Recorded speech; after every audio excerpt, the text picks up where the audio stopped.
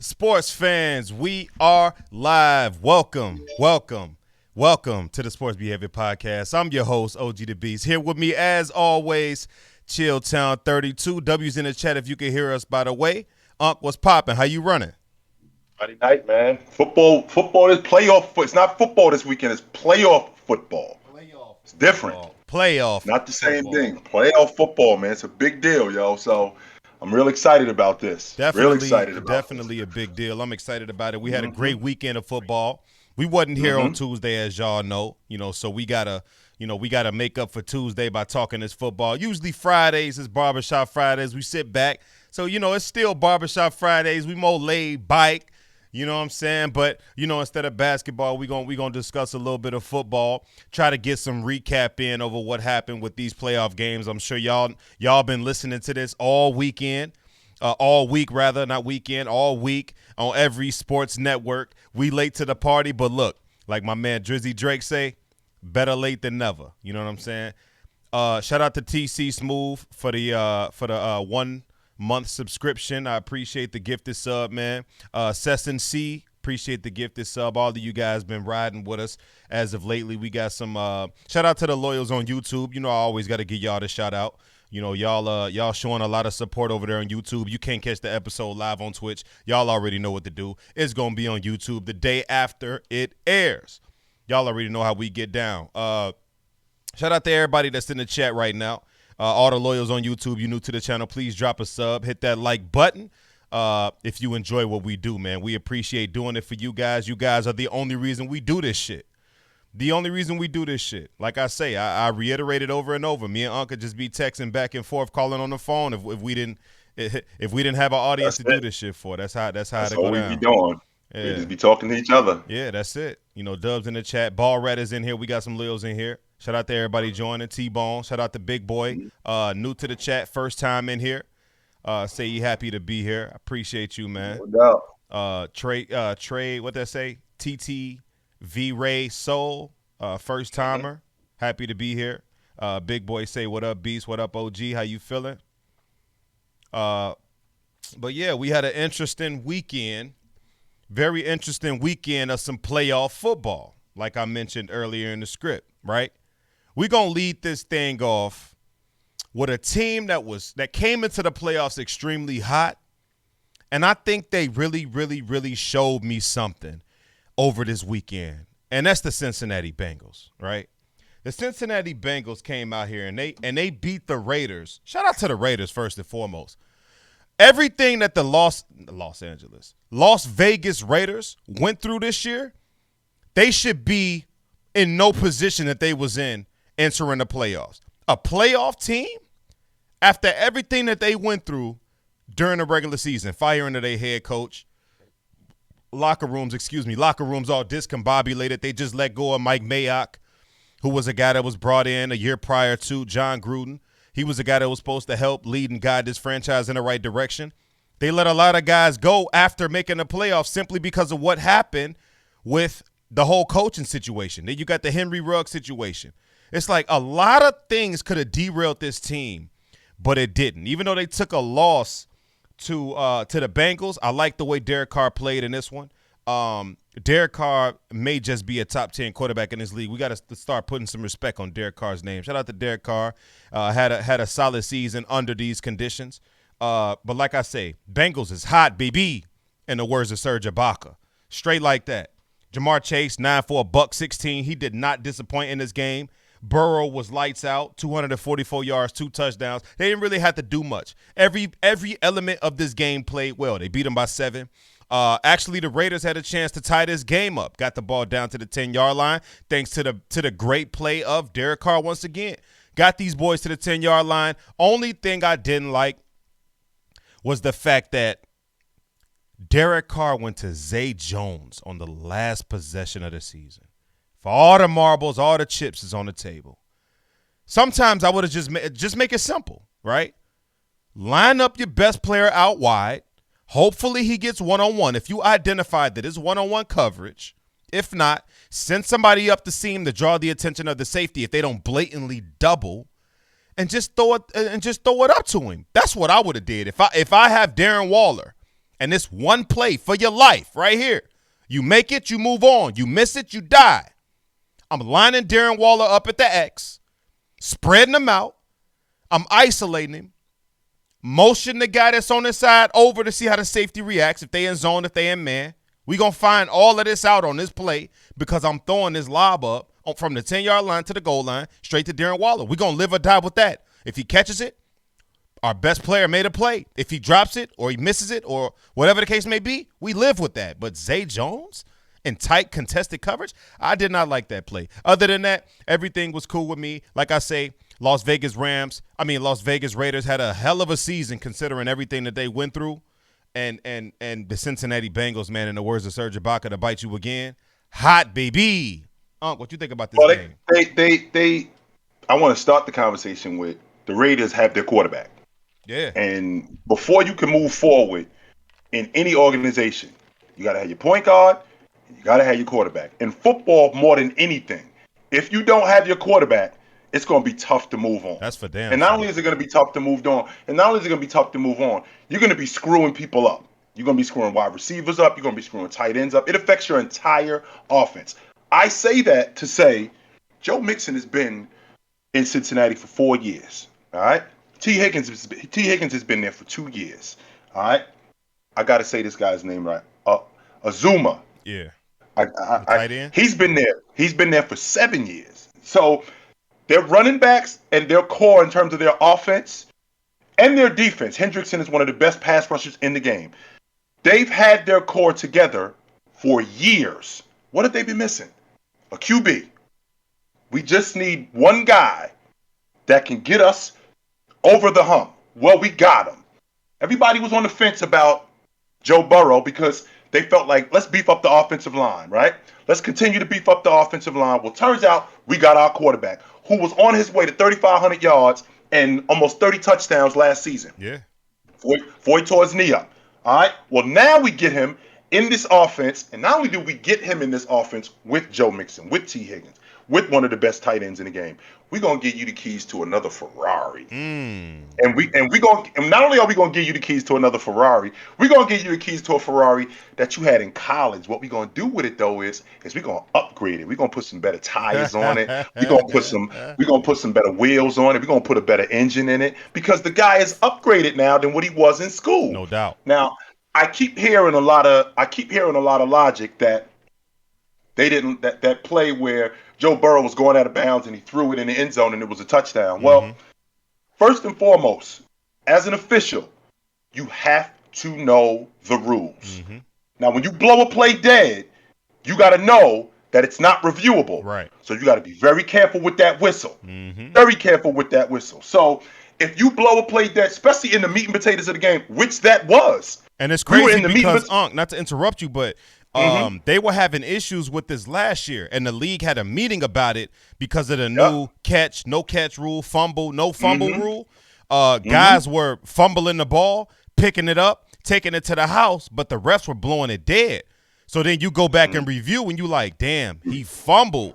So in actuality, it was a fumble, that should have been counted as a touchdown. But because the ref blew it dead, it wasn't a touchdown. They just gave him the ball at the whatever yard line. So and the same idea went on in that particular play because we're talking about the go-ahead touchdown. Yeah, that's a big deal right there. So if you blow that play dead, it's not reviewable because it clearly looks to me like Joe Burrow stepped out of bounds. It clearly looks like he stepped out of bounds. No question about it. It clearly looks like he stepped out of bounds, but the play is not reviewable.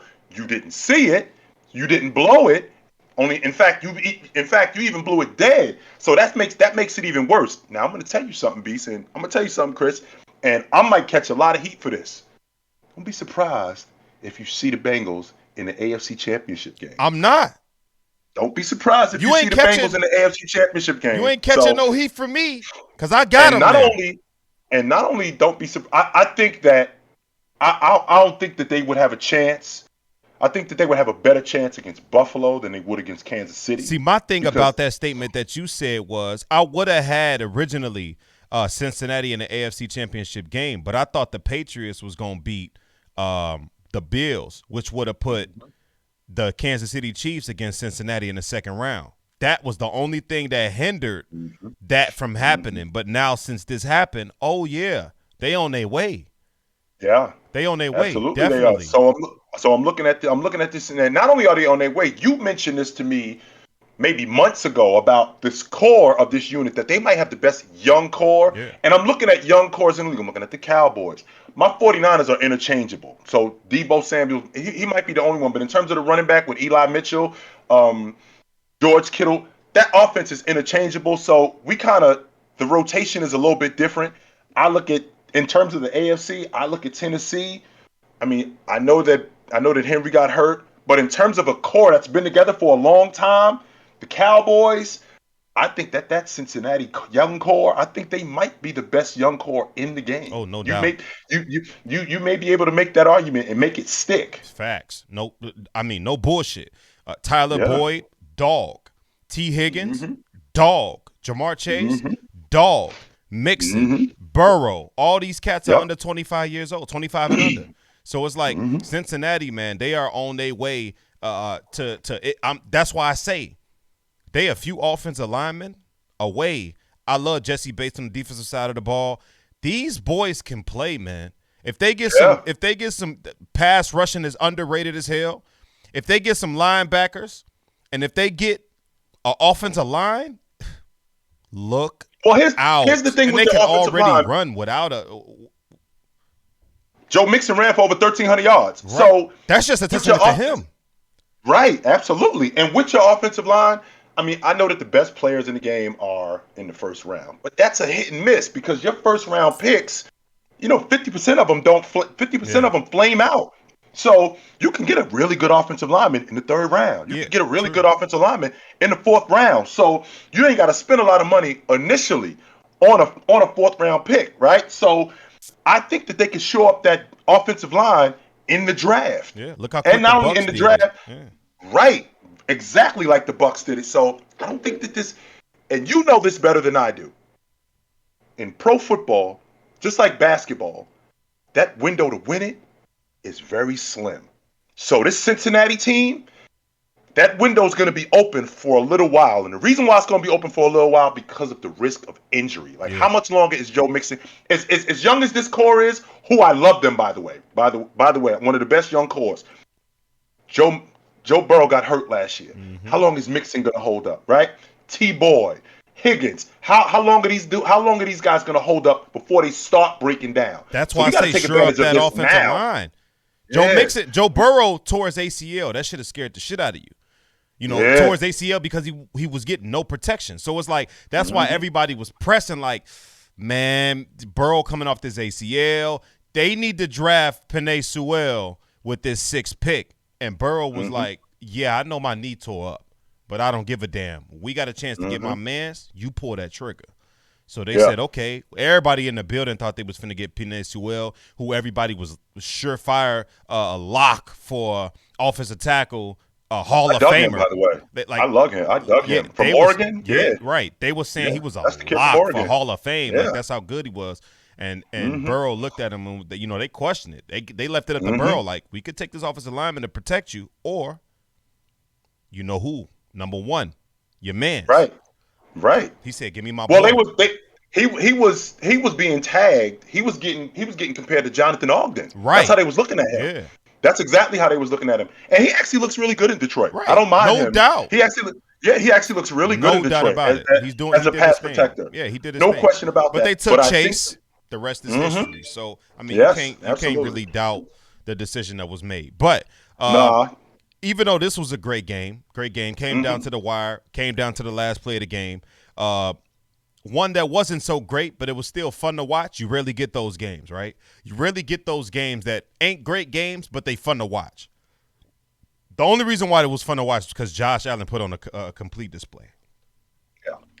Josh Allen beat the dog shit out of the Patriots. And I did not see this. Notice I'm saying Josh Allen beat the shit out the Patriots. Not the Buffalo Bills. Josh Allen beat the shit out the Patriots. Look, shout out to Josh Allen. I've been very disrespectful when it come to Josh Allen. First quarterback in NFL. First quarterback. Rightfully so. Wait a minute now. Don't make it sound like you've been disrespectful to him because you a hater or something like that. No, it's been rightfully so. So facts. You know, I just want to give respect where respect is due, right? First quarterback in NFL history to throw for over 4,000 yards and rush for over 800 yards. It's never been done in the history of the game, right? Most running quarterbacks, when they throw, when they run for over 800 yards, they get 3,200 yards, 3,500 yards, whatever at the most, right? He did that. There's not a damn thing this quarterback can't do. He's got the arm talent to throw on a run, open his hips, throwing against the grain, rolling out to the left or to the right. It doesn't matter. He's got a 70-yard, 80-yard cannon for a right arm. He's a bulldozer, 6'6", 200-something pound, running back in a quarterback in a running back's body. It's not a damn thing Josh Allen couldn't do. My biggest concern was the running game in this game, and they ran all over the Patriots. I believe Singletary had like 88 yards and 2 touchdowns. Josh Allen threw for over 400 yards, only incompleted like 9 passes the whole game. He was people were on record stating that this is probably the best playoff performance that they've ever seen, and it happened in the first round. It's crazy. But Josh Allen just on all phases of football displayed nothing short of brilliance, excellence, greatness.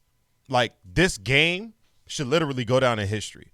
This is one of the best, like I say, wasn't a great game, but it was one of the most fun games I've watched. He kept my jaw dropped the entire game.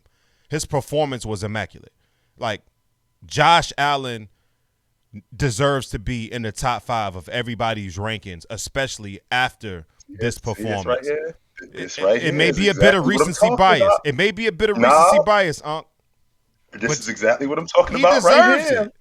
Because this is the same dude that you were screaming at me.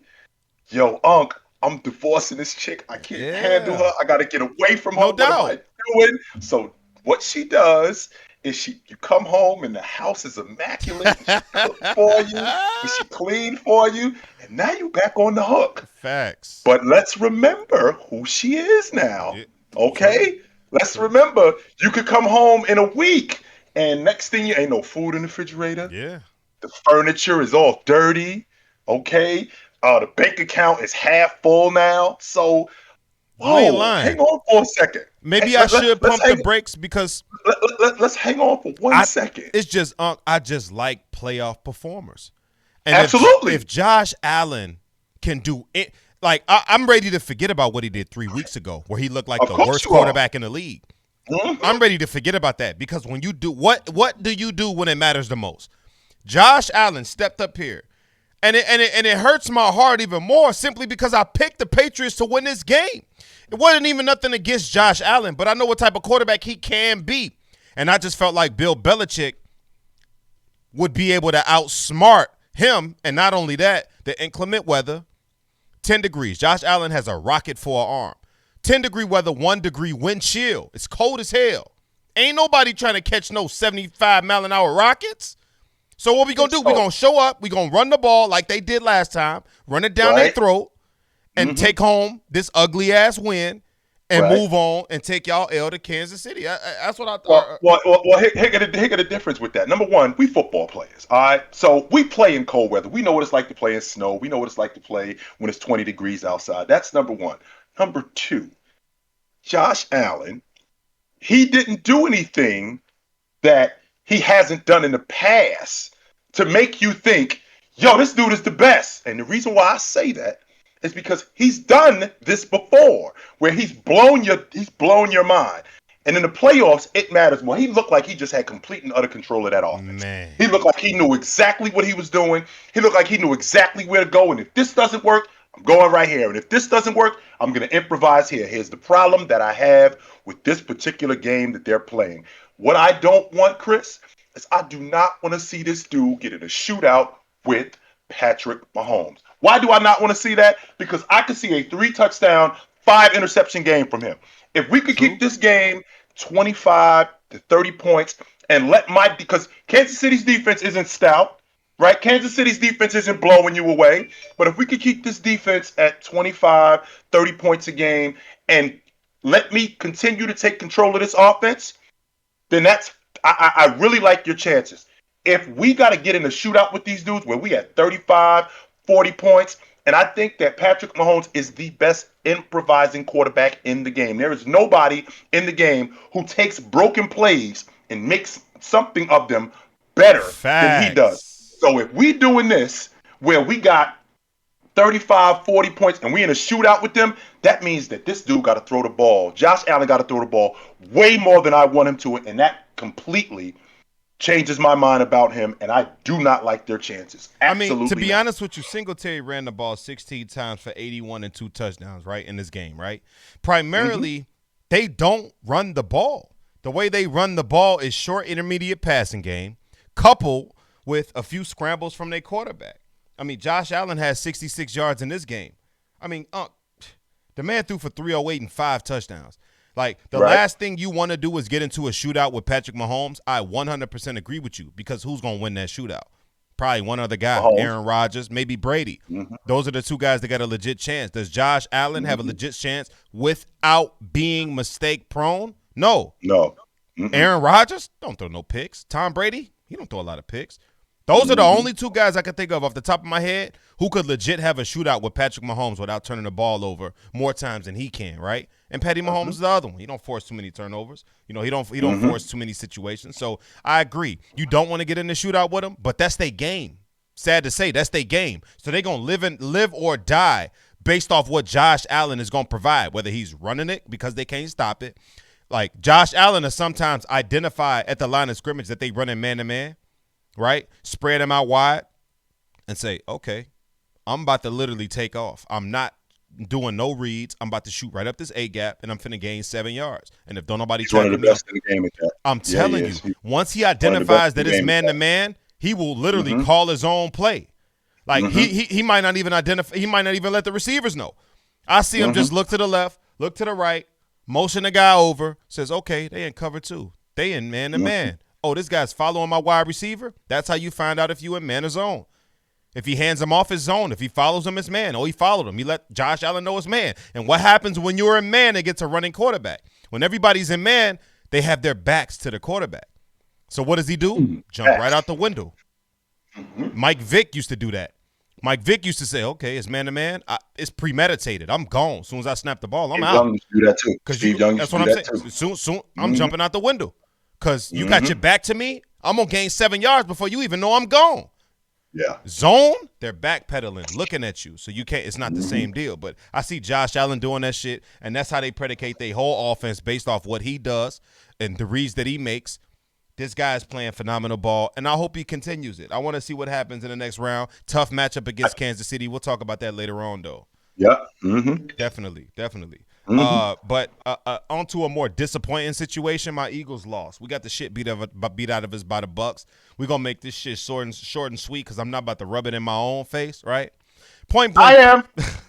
I am. Yes, I am. We're not letting you off the hook with this. Absolutely not. But here's the thing. This is what we're not doing, okay? I'm not just going to roast you and go, yo, because your boys actually overachieved. They did. Same crew. This is the same crew that I heard my nephew over here tell me we gonna be Gabricio this year. He thought they was gonna be super whack. That's exactly what I said. He thought they were gonna be super whack. Now we talking about a kid in Jalen Hurts. Essentially, what we looking at with him is we looking at a 1-year starter because he was in and out the lineup last year. This was his first year as a starter. Facts. And he wasn't trash, right? You may very well have your quarterback of the future. Absolutely. What I do not like is the way that offense is constructed. We gotta make some decisions. Who is the guy on offense outside of the quarterback? Well, I'll tell you who the guy is on the offense. Number 6 in green. Draw it up for him. Stop with the nonsense, okay? Stop with the running the football, then throwing the football. Zach Ertz is already gone, so your safety net is already gone. So we have to establish an identity. Peyton Manning did it with Marvin Harrison, and there's no reason why your boys can't do it with Devontae Smith. Not Devontae Smith, I'm sorry. I think that's his name, Devontae Smith. Yeah. He has no problem, Devontae Smith. He has no problem getting open.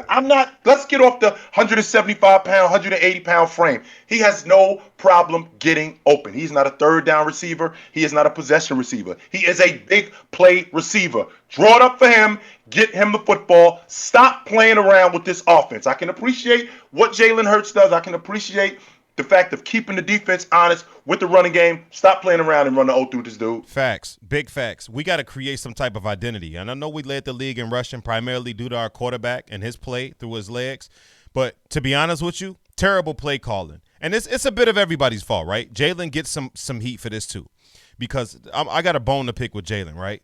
Although he had I don't want to say unpredictable season because I knew he would put some respect on a lot of folks' name. Bleacher Report had him as the worst quarterback in the league entering the season. 32nd. You didn't like that. You didn't like that at all. I was pissed the hell off. 32nd rank. Like that at all. Okay, don't sit here and tell me that guys that you haven't even seen take a snap yet is better than Jalen. You at least seen him play 4 games last year.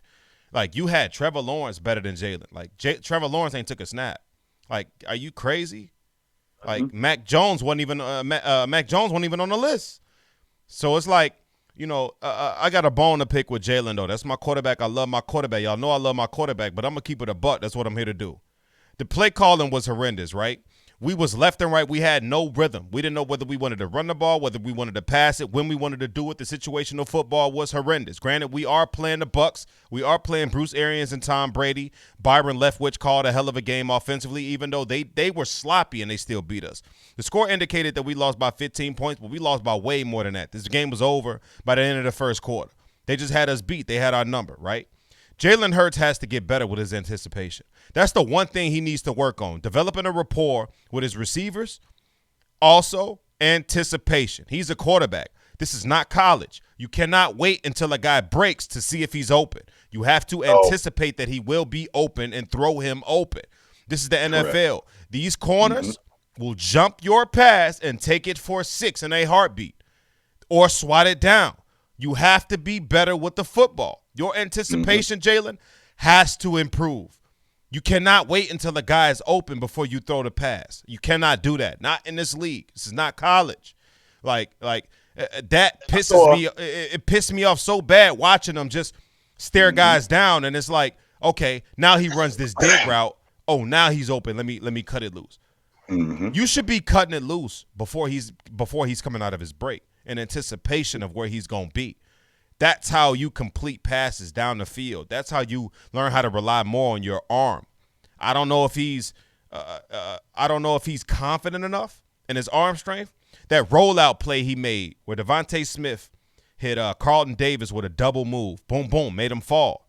Wide open. Oh, he was open. Wide open. But I'm screaming at the TV. He's open. Safety, hit him. Murphy made a Micah Hyde type interception. It was nasty, man. No, BC it was a late. hell of a play. It was late, but that was still a hell of a play. Oh, absolutely. He covered so much ground. No question about it. He covered some ground. He covered a ridiculous amount of ground. And I will tell you this, too. I will tell you this, Chris. When I see the offense that you guys were running, Jalen Hurts missed a lot of guys, too. You missed a lot of opportunities. There were a lot of guys who were open, to your point, where I can't wait when Devontae Smith runs an 8-yard dig, and I'm waiting for him to get to the sideline. No. Right. As soon as he comes out of that dig, that ball should already be on its way. Facts. It shouldn't be when he's coming out that dig, you're delivering the ball. No, because cornerbacks, they cover so much ground, and they're so much faster, just like linebackers are. Not to mention, you as a quarterback, that clock need to be in your head. 1, 2, there he is, hit him. We shouldn't be waiting on this because the longer you wait, the more time it takes to get the ball to him, and the more likely that we're going to have something bad happen. Facts. So I don't think your boys are that far away. I don't but either. We got work. I like the path that we headed on. Baby Joker say, nah, OG, we might have to give up 2 of them first-round picks for a quarterback. We got 3 first-round picks. I disagree with that. You know why? Because I feel like it's a lot of guys saying, oh, Mac Jones is young. He made the playoffs. He lost. He had a bad game, bad playoff debut. Give him some time. People are saying, Trevor Lawrence, he just had a rusty start, bad coaching staff, bad organization. Give him some time.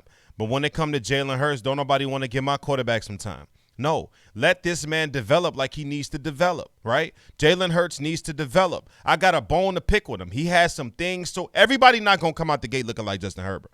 Everybody not going to come out the gate looking like Joe Burrow. But I got a bone to pick with my quarterback. He needs to get better at certain things. Give him a couple of off seasons to work with it. I say, look, you got 1 or 2 years, Jalen. If you're not showing improvement or take that developmental leap that the Philadelphia Eagles need you to take within these 2 years, that's when we start looking for a new quarterback because we ain't got all day. I say by year 3, year 4, if you're not showing me something, it's time to let you go. Look at Baker Mayfield. They're giving this man all the opportunity in the world, and he's been showing y'all he's Gabricio. He had a great rookie season. Rest of that shit, garbage. So it's like, we going to give my quarterback some time. But Eagles take this strong L to the Bucs. I had us winning simply because I thought we was going to be able to run the ball. Bucs did not let us run the ball. On top of that, we should have capitalized. I feel like if the Bucs played who they playing last week, they would have lost. So with that being said, I feel like we had chances to win this game because the Bucs played sloppy. But we didn't because we the Philadelphia Eagles and we still a young squad with a lot to learn. Jalen Reagor, he's Gabricio. Miles Sanders was hurt this year. Where can I start? Offensive lineman in and out of the lineup. Jason Kelce had 0 penalties called on him all season long. He had 3 in this game alone. It just. Let me ask you this, and I'm real interested to hear how you feel about this. Is Reagor better than Aguilar? Oh.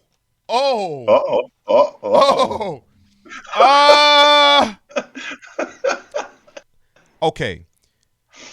Nelson Aguilar. Oh my God, he dropped a lot of damn touchdowns too. I would rather have Nelson Aguilar than Jalen Reagor. What? I would. Jalen Reagor is ass. We took him over Justin Jefferson. This is ridiculous. Yes, you did. We took this man over Justin Jefferson. Mike Zimmer, I seen a clip on TikTok where they was in a war room discussing who they was going to draft. They was thinking about trading back because they wanted a wide receiver, but they knew who was available. They just knew for sure the Eagles was going to take Justin Jefferson. They was like, well, let's just trade back, get one of these corners. Who it is, who that, right? They laughed at us. They said the pick is in. Who did the Eagles take? TCU, Jalen Reagor. He said, huh? What? If you don't fill that card out right now, they didn't even say his name. They said, get the kid. Get the kid. Hurry up right now. Get the kid. Pick and say, get the kid. Justin Jefferson? Yes, get him right now. Put it in. What you waiting on? Eagles just tweaked. Like, bro, I looked at that clip and almost cried. Somebody sent it to my inbox on some funny shit. Look at the Vikings' reaction to y'all picking Jalen Reagor over Justin Jefferson. Y'all for real gonna pass on him? Like everybody in the war room was like, what? Y'all passing on him? No, we don't need 15 minutes for our pick. This is our dude. Right, I'm talking about. It was right away. Right away. I'm like, oh my God, bro. That hurt my soul. Jalen Reagor. This is the garbage that we done been through. Jalen Reagor, we picked Arcega-Whiteside over DK Metcalf. Jalen Reagor over Justin Jefferson. Sidney Jones, which is a cornerback, over Joe Mixon, who went in the second round. And I said, please, can we draft Joe Mixon? Please, can we draft Joe Mixon? He was a dog, Oklahoma, right? Can we draft him? Please. He went in the second round. Slipped. I think he had some shit going on coming out of college. Yeah, he had some nonsense with a girl, got into a fight with a girl. In a restaurant or some shit like that. So he slipped in the draft. I said, Eagles, jump all over this. We drafted Sidney Jones. Sidney Jones played 2 seasons with us, got hurt, never came back. Garbage. Joe Mixon, all-pro, Pro Bowler. We know who this cat is. That's who I want. 200 yards. The list can go on. Howie Roseman just is ass. That's why I'm so afraid that we got these 3 first-round picks. We ain't going to know what to do with them. But that's neither here nor there. I could sit here for days talking about these damn Philadelphia Eagles, man. But we gonna move on to something more gratifying. Like, because after the Eagles lost and I saw the Cowboys lose, it made me feel a lot better. NFC East, we going to die together. Point blank period. If I go down, you go down. Straight like that. Dallas Cowboys, yeah, they had to get it. They got their ass dog walked by your 49ers.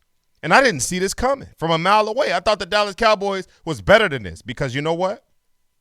The Dallas Cowboys was in a situation where they was like, look, I'm going to give you everything you need to succeed. All you got to do is execute. And that's exactly what the football guys did. Trayvon Diggs was heaven on earth. Fell right out of the sky, right into their lap. You know, they got all this defense, right? Offensive line, even though it ain't what it used to be, still middle of the pack. Offensive line, solid. Ezekiel Elliott, Tony Pollard, fell out of your lap. You got CeeDee Lamb. You got Amari Cooper. Michael Gallup hurt, but you got, that little young cat, number 1. He been balling. You had Dak Prescott, 4th-round pick, fell out of your lap. MVP candidate in this rookie campaign. Dak Prescott is a dog. But guess what? He underperformed in this game. The Kansas City Chiefs got destroyed by the Niners running game.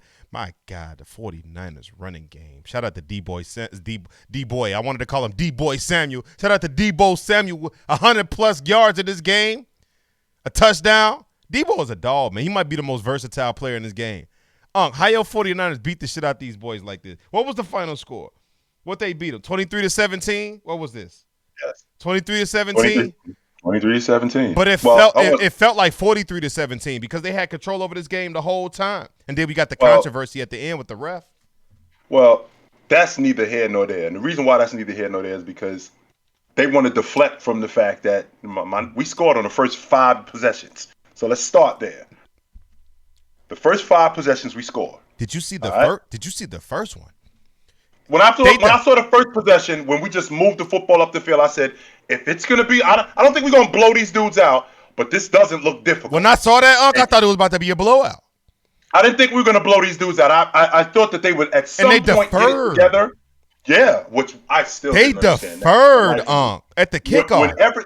Whenever you playing against a team and you at home, I'm giving you the ball. Not even that. Whenever you playing against a predominantly run-heavy team, why would you allow them? Why would you risk allowing them to drain the entire first quarter? Why the hell would you do that? I'm not trying to hear that. If anything, I'm going to try to score, put my foot on your throat, and force you to pass now that you know you down. The Niners did not have 1 second down that entire drive, first drive. I hear a lot of people. I heard Bill Walton say this years ago when he talked about the playoffs. When the playoffs come around, and then Michael Irvin reiterated it not too long ago, and he made a really good point.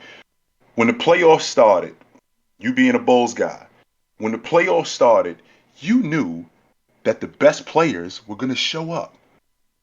You knew that for a fact, that Jordan was going to be there. Scottie Pippen was going to be there. Dennis Horace. You knew that the best players were going to show up. And that's a fact. You need your best players in the playoffs to show up. So I knew that Kellen Moore was going to take the ball out of Zeke's hands. I did know that. I knew that he wasn't going to run the ball 25 times that game. I knew he wasn't going to get a ball to Tony Pollard.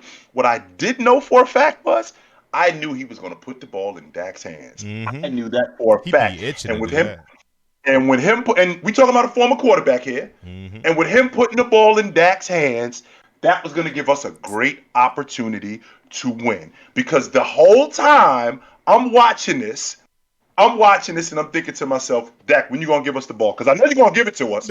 I know at some point you're going to give us the ball. Right.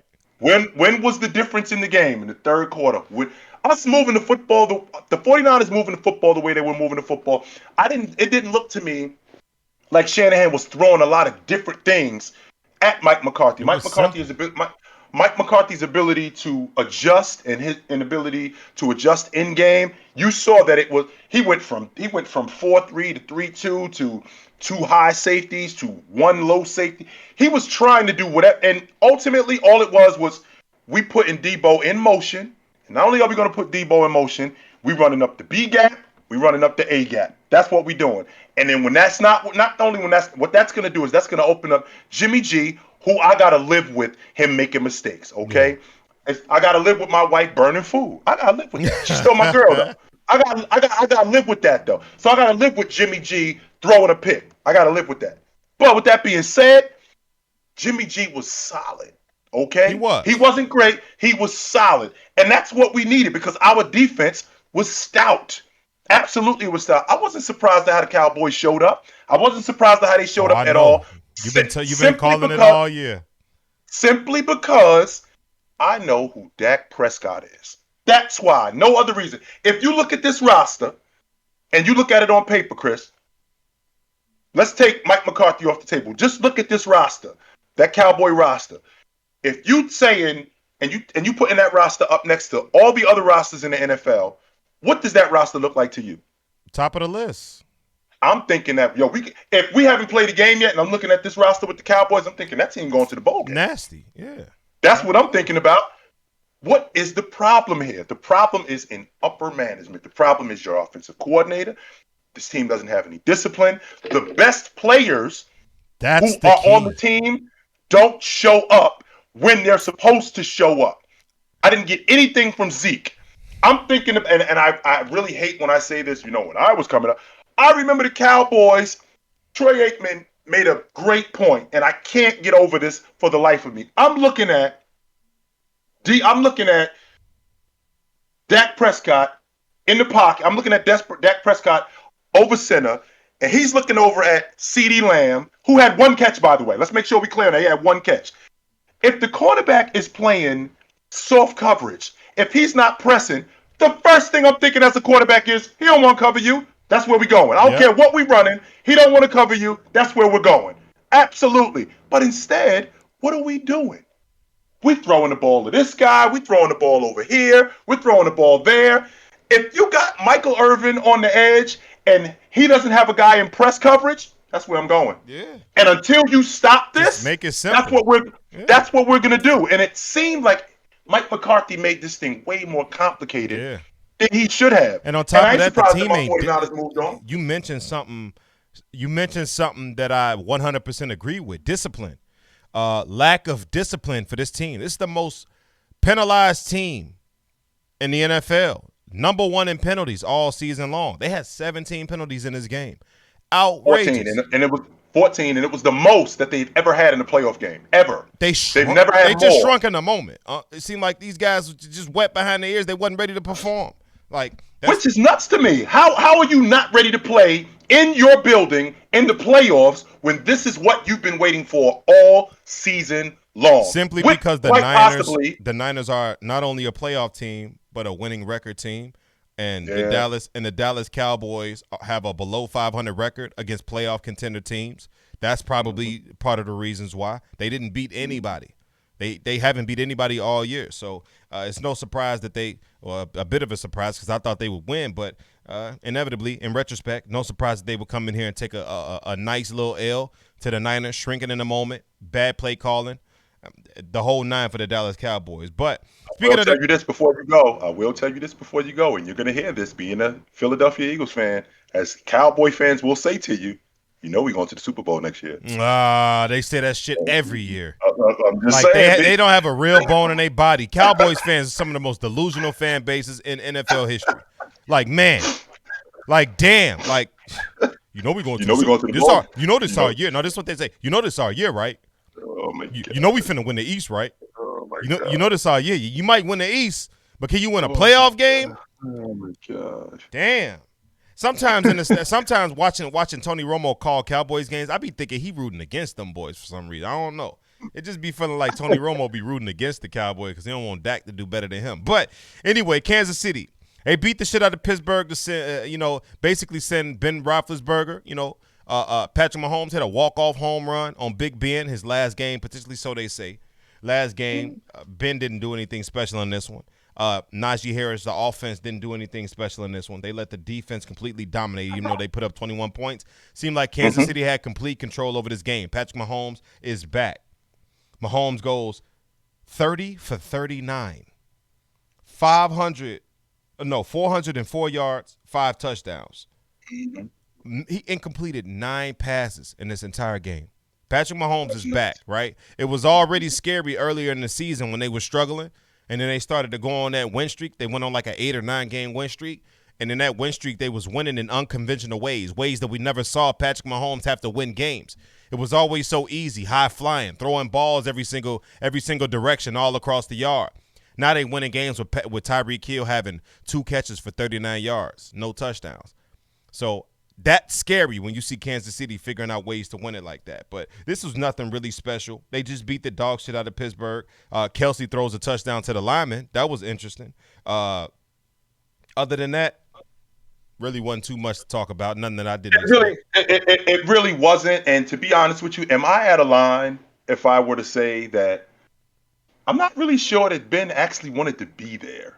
Yeah. It kind of extended our season. He was in Pittsburgh. He got the walk-off. They won. It was a send-off, and that could have very well just been it. Yeah. Now I got to go to Kansas City, and I got to play in a playoff game that I don't really think we have a chance in, and I'm going to give it a shot, which is why he said, I think it was reverse psychology, him telling us that. But I think it was reverse psychology, him telling us. But I'm not saying he quit. Let's make sure that we 100% clear on that. I'm not saying he quit, but he just looked like a guy who, I think I'm good, yo. Yeah. If we lose this game, I think I'm good because with that. I've been around long enough. I think that they put a tremendous amount of pressure on Patrick Mahomes. He's just so great at improvising. Pat is one of those guys where you just got to pick your poison with him, whether he's standing in the pocket or whether he's rolling right or rolling left and he's improvising with broken plays. The longer you let him keep the ball and do stuff like that, the more likely he's going to make a big play. And I think that's the difference with him offensively. Man. And he's just so skilled. When I look at this Kansas City team, I thought that TJ and I thought that defensive line, I thought they did a good job of keeping pressure on him. I really felt like they did a good job with that. But the problem is they had Kelsey behind the linebackers. They had Kelsey deep in coverage. Not only did they have Kelsey deep in coverage, they had him deep in coverage improvising. So a linebacker is not going to stay, or not just a linebacker, your cornerbacks aren't going to stay on Kelsey long. We're talking about a 6'6" dude who, it's bad enough you don't want to cover him. They damn sure don't want to tackle him. I can tell you that right now. They absolutely don't want to do that. So with that being said, him extending plays and him improvising, I thought was the difference in that game. Yeah. I thought that they did a really good job of handling Pittsburgh's pressure, and they just look like an overall better team. To be honest with you, you mentioned Travis Kelce. Now, I'm gonna look at the camera and I'm gonna say something that might ruffle some feathers, right? When we talk about the greatest tight ends of all time, damn the game, damn right now, all time, ever. We're talking about ever now. That's what is that right? What I'm understanding? Ever. Oh. We talk about the Tony Gonzalez's, which probably would take home most votes if we're talking about greatest tight end ever, right? TG. Then you got Gronk, Shannon Sharp, Kellen Winslow Sr. Then Ozzie you talk, Newsome. then you Ozzie Newsome. You could talk. Then you talk Antonio Gates. You know, Travis Kelce not only needs to be mentioned with these guys, but at the top of that list. I think when his career is all said and done, he's going to be the greatest tight end to ever play this game. 5 1,000-yard seasons consecutively. Nobody in the history of tight ends has 5 1,000-yard seasons. Period. Let alone not in succession. No. We're talking about alone. Shannon never did that. Gonzalez never did that. Alone. Ozzie Newsome never did that. Grump never did that. I don't care if you had 1,000 yards in your second season, then one in your fourth season, then one in your fifth season, then one in your seventh season, then one in your eighth season. Period. This man has it consecutive. You know what consecutive means? One after the other. He had it consecutive. Nobody else has it, period, right? So he's not only revolutionizing the way the position is played, but he's exhibiting great route running while doing so. Probably arguably the best hands at the position that we've ever seen next to Gronkowski. And if he consistently stays healthy like Tony Gonzalez did, he can shatter all of his records, right? Because that was the one thing that played to Tony Gonzalez's side, his longevity. Tony Gonzalez only missed like one game in his entire career. And Travis Kelce is on that trajectory. He does not miss games. So if Travis Kelce can maintain this consistency and this production, there should be no reason why we're not calling Travis Kelce the greatest tight end to ever walk the earth within the next 4 to 5 seasons. And that's real talk. Moving on, another blowout. I put these blowouts towards the end of the episode for a reason, because really not much to talk about. Los Angeles Rams blew the doors off the Cardinals. I am very disappointed in Kyler Murray and the Arizona Cardinals. Very disappointed. Cliff Kingsbury, what the hell are you doing? Cliff Kingsbury, what the hell are you doing?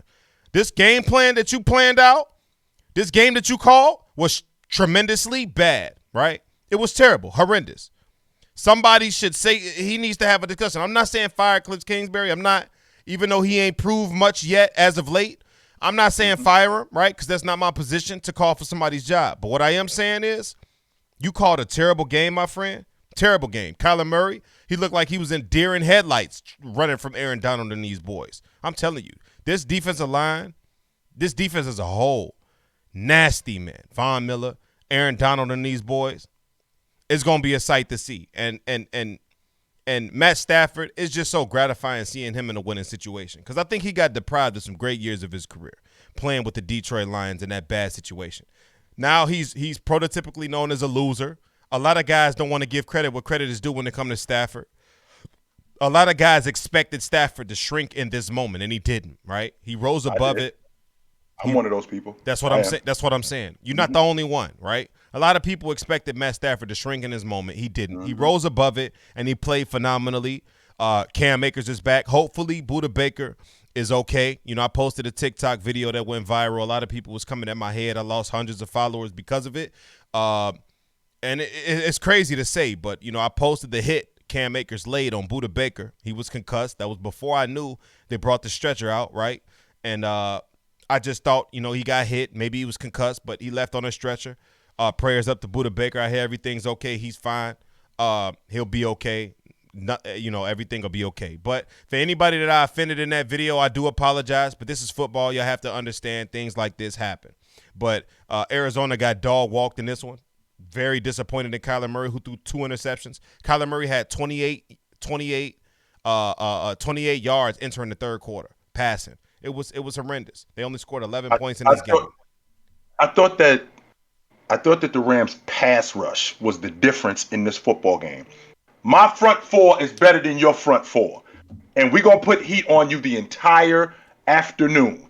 No matter what, on the entire night, we're going to put heat on you, and we're going to make it difficult on Kyler Murray, because we know if we can keep him in front of us, he's got to throw the football, and Jalen Ramsey's going to cut the field in half, and he did that.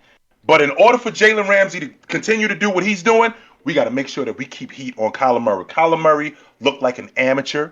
He looked like he was a deer in headlights. He looked like this. He didn't just look like this was his first playoff game. He looked like this was the first time under the bright lights, and he just wasn't prepared. I'm not going to go as far, which I think that I'm going to blow your mind with this. Do you know that Cliff Kingsbury, I believe it was his last 4 coaching stops, I think he went 5-6 at the end of the season. I think he went 6-7. He's got a losing record the second half of the season. This is who he is. 5 consecutive seasons. For 5 consecutive seasons. This is who he is, right? So I'm not surprised that we get to the biggest stage and it just goes the other way. Now, does that mean that Cliff Kingsbury is not the coach? He's not the guy? Maybe. That may be. And the reason why I say that is because the proof is in the pudding. This is who he is. I mentioned to you a while ago when we talked about Jonathan Taylor, why we didn't see this. When Jonathan Taylor was in the Big Ten, I mean, he did lead the Big Ten in rushing. He did lead the Big Ten in touchdowns. He did lead the Big Ten in yards from scrimmage. Well, he comes to the NFL. He leads the NFL in touchdowns. He leads the NFL in rushings. And, he also leads the NFL in yards from scrimmage. So we cannot discount what happens from your past, you bringing that forward. This may very well be who Kingsbury is. Facts. This may very well be who he is, and you knew that when you hired him. It's not a situation where this is something that's just coming out of nowhere where you're thinking, well, damn, this isn't good. Well, you knew that when you hired this guy, and you know who he is. So if you did your research. Right. And with that being said, I'm looking at this Rams team, and I know how you feel about Matt Stafford. I thought that Sean McVay did a great job of managing him. He didn't throw the football too many times. He kept him in really good situations where he did, because Matt Stafford gets himself in trouble just like Josh Allen gets himself in trouble when he's got to throw on a run and he's got to throw the long ball. You know what's crazy? I was calling for this towards the back end of his career in Detroit. I said, Matt Stafford needs to get into a – see, my thing was when he was in Detroit, they leaned on him way too much. They depended on him to do so much, right? Normally you depend on your quarterback to withhold a lot of the pressure, right? The game lies in the hands of your quarterback. He touches the ball on every single possession. But the Detroit Lions leaned on Matt Stafford way too much. He was throwing the ball 30, 40, 50 times a game sometimes. I said if Matt Stafford get with a coach or a coordinator that can limit his throwing ability and put him around some talent, he could be a very, very dangerous game managing quarterback with the ability to take over the game if he has to. right? That's nasty. When you got a guy like that who can be a great game manager with the ability to take over the game, like the offense isn't surrounded around his skill set. Let's say it's built around tough offensive line play, great running game, defense. But you just got that quarterback that, we down 14 points. Hey, yo, it's time. Like how Tim Duncan used to do the pop. Like, what? Bring the pill over here. Absolutely. Right. It's time, coach. You can bring the pill over here. Mm-hmm. So with that being said, I thought that Sean McVay did a great job of managing him and putting him in situations to be successful. He's not throwing the long ball at him. I think he went 17 for 20. I think he only threw the ball 24 times. Yeah. I think he went 17 for 24. And I don't think that he needed to 13 be 13 for 17, actually. 13 for 17. I'm sorry, I thought I said 17 for 20. 13, 17, and it was a great game plan. Mm-hmm. Basically, what we're going to do is my front four is better than your front four. We're going to manage this game offensively, and that's how we're going to beat you guys. We're going to put Kyler Murray under the most intense pressure that we can, and we're going to keep him in front of us. And it worked. It absolutely worked. I wonder what they're going to do with all these running backs. They got Darrell Henderson, Sony Michel, Cam Akers. I mean, those are 3 starting running backs. Like, which I wonder, are you gonna do the Cleveland shit and maybe trade one and just run 2 or run a 3 running back set? I have no clue what they're gonna do, but Rams blow the doors off them. And a great performance all around, offense, defense, special teams from the Los Angeles Rams. They played one hell of a game. Even the coaching staff was great. Let's get into these predictions before we get the hell out of here. We got some interesting games this weekend in the divisional round, of course. I'm going to ramble off the team. You tell me who you got. You don't have to give a score. If you got a score, give it to me. If not, that's fine too. We got the Bengals at Titans. Who you got in this one? I think Cincinnati beats them. Me too. Mm-hmm. What's understood don't have to be explained. But Derrick Henry is coming back for this game, which worries me a little bit with this pick. Back against the wall, but Cincinnati is hot, baby. We talked about this earlier in the show. I wouldn't be surprised if they was in the conference championship game. This is their opportunity to do so. Tennessee is a tough opponent. Every time you look up, you're like, damn, how is Tennessee getting all these wins? They banged up. They front 5 is banged up. Wide receivers is banged up. Running back is injured. But Derrick Henry, if Derrick Henry coming back running like a man amongst boys, he may be able to neutralize this offense. So it's going to be a great game, but I think Cincinnati will pull this out.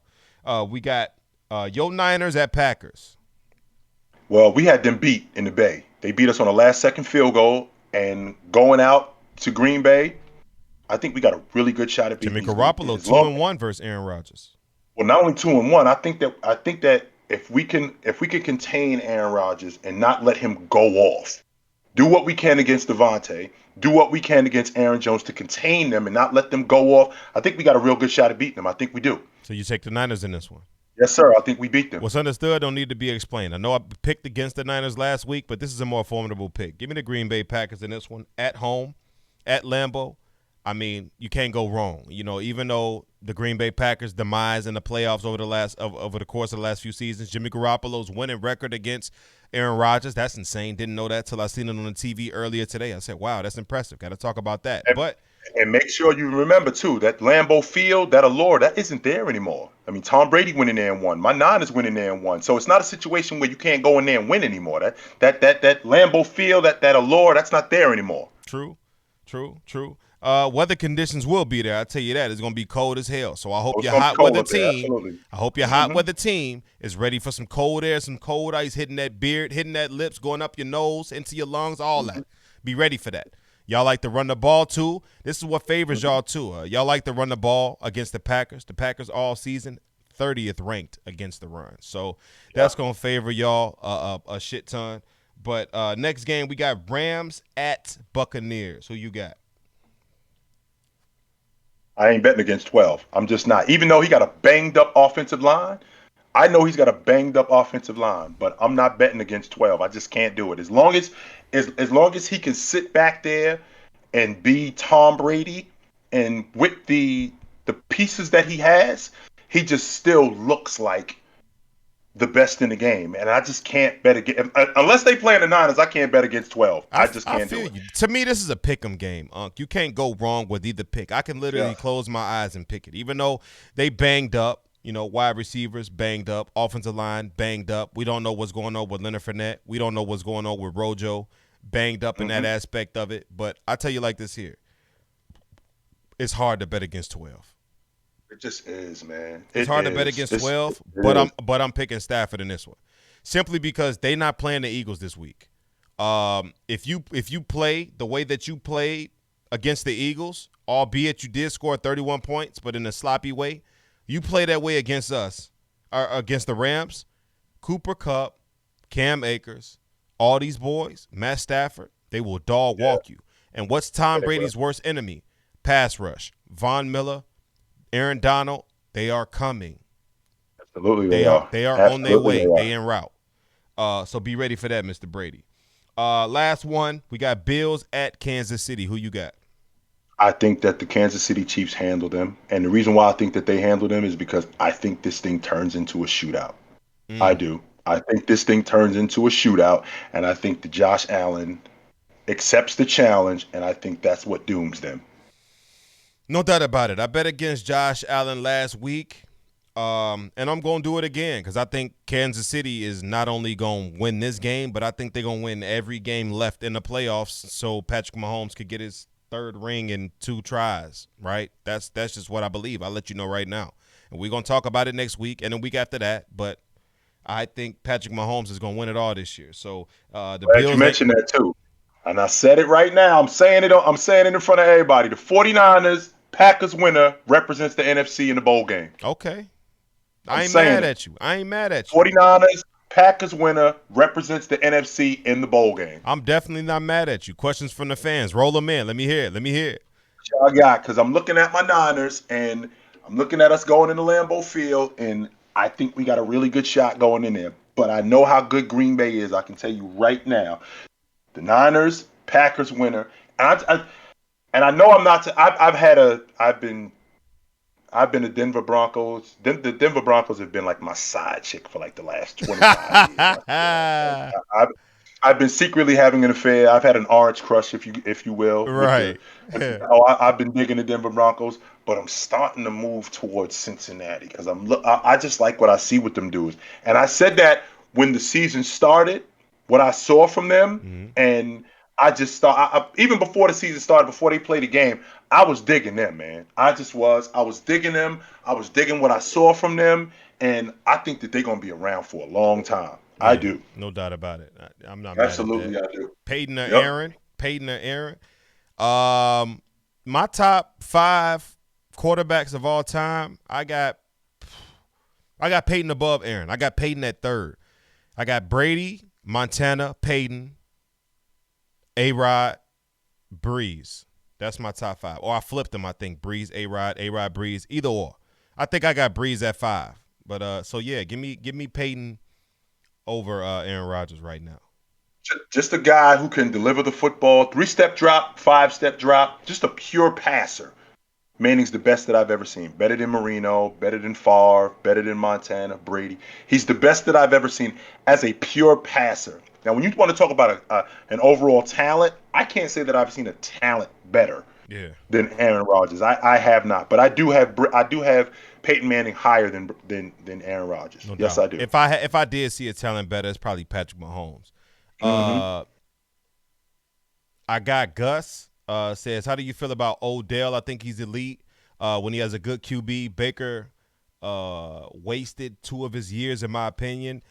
I agree. Odell Beckham, before the season started, I made a TikTok, and I opened the TikTok with, let's talk about a top 10 quarterback that's not in the top 10, right? That's how I opened up the video.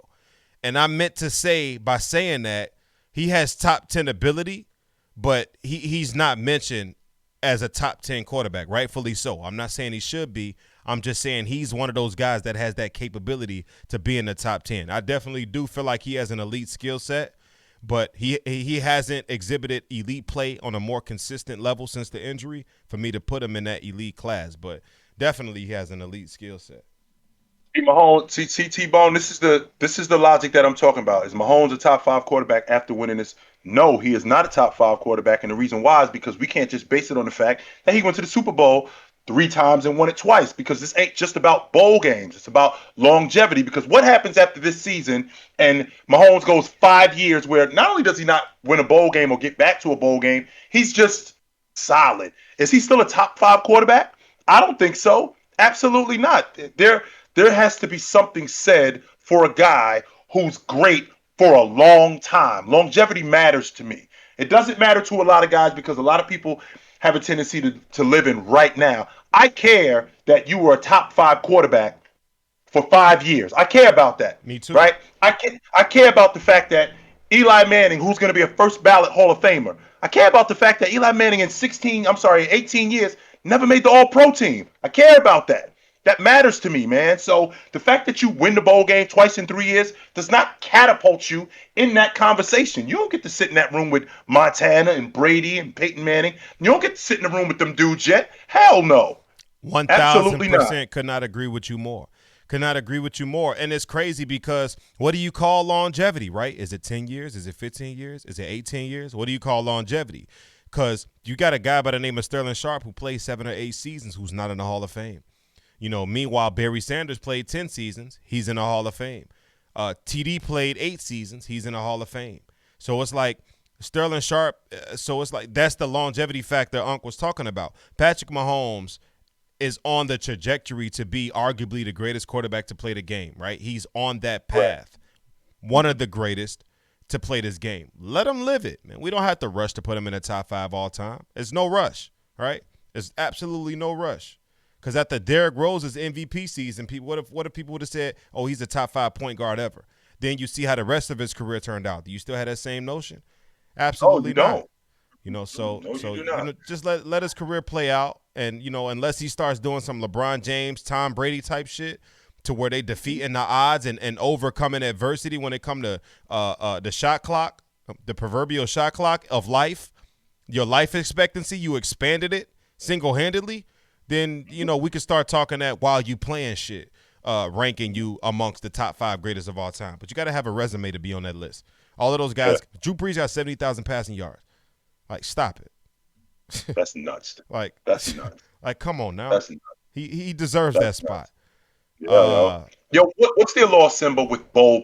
What is the allure with him? I'm very interested to hear your take on this, Beast. What's the allure with Bowl? Bowl. People are fascinated with Bowl because of the way he came up. You know, with the internet, the YouTube sensation. He's very similar to Joker. He can pass the ball. I don't know why they don't. I think did they move Bobo, or was this just a rumor? He's in Boston now. Yeah, he got moved to Boston. So he got moved to Boston. He was supposed to go to Detroit, and he failed the physical, and that fell through, and now he's in Boston. Yeah, I think Denver let one go, man, because he has the same characteristics as a Joker. He's just smaller. You know, he can handle the ball. He can shoot it. He can pass. He can rebound. Solid defensively like his father. I mean, I think Bobo needs to just get his weight up a little bit. Does he even really? His father was skinny like that. So it's like, I don't know what to expect from him. He's a fan favorite, though. People love him, like Taco Fall. Yeah. Mm-hmm. People love the gimmick of it. One more, then we're going to get the hell out of here. He lost 43-year-old man. Thoughts on Ty Law, one of my favorite corners of all time. Ain't no shame in losing the GOAT. Mm-hmm. Longevity and consistency. People like the fact that he's 7 feet something and can handle the ball. Yeah. That seems to be where the direction is headed. I agree with that. Any opinions on Kyrie Irving? What type of season you think he'll have? He'll have a Kyrie Irving type season. Last year, Kyrie Irving was extremely efficient, and that's just who he is. I just think if Kyrie Irving strings together a few more seasons at the level that he's playing right now, the Hall of Fame is surefire for him. What you think? I just think it's a little bit more inconsistent because he's going to be in and out of the lineup. I don't doubt his talent. I've never doubted his talent. I know who Kyrie Irving is, but the fact that he's going to be in and out of the lineup, I don't think you're going to see the consistent play that you would if he played every night. W's in the chat, ladies and gentlemen. I appreciate y'all stopping through. All my loyals on YouTube, don't forget to hit that like button, man. Drop a sub to the channel if you support us, if you care for us. If anything, man, every Tuesday and Friday, we here. Just hop in, come say what's up to us on the live. I appreciate everybody that's in here today, all the loyals, all the newbies that came in here. Gifted subs is always welcome. Bits is always welcome. I appreciate the support, the love, the adulation that we've been getting as of late. Take us home. Take it light, but take it. Y'all have a good night.